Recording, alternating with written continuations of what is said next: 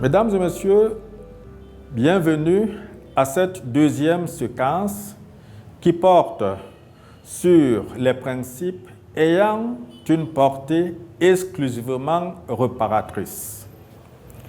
Ici, on trouve le principe préleveur-payeur et ensuite le principe de responsabilité.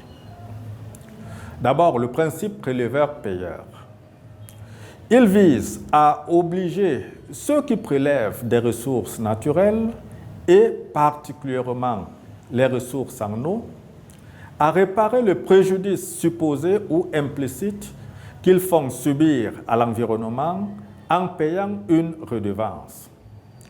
Ce principe est consacré par la Charte de l'eau du bassin du lac Tchad, article 7, ensuite par la Charte de l'eau du bassin du Niger, article 9. Et certaines législations nationales consacrent ce principe, par exemple le Code de l'environnement du Burkina Faso, en son article 9.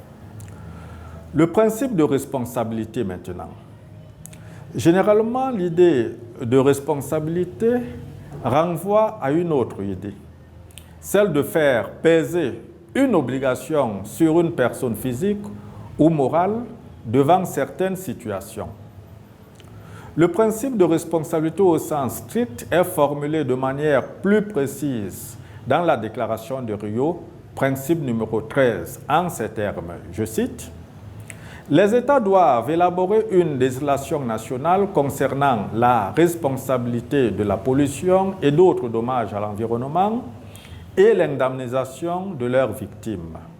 Ils doivent aussi coopérer pour développer davantage le droit international concernant la responsabilité et l'indemnisation en cas d'effets néfastes de dommages causés à l'environnement dans des zones situées au-delà des limites de leur juridiction par des activités menées dans les limites de leur juridiction ou sous leur contrôle. » Fin de citation.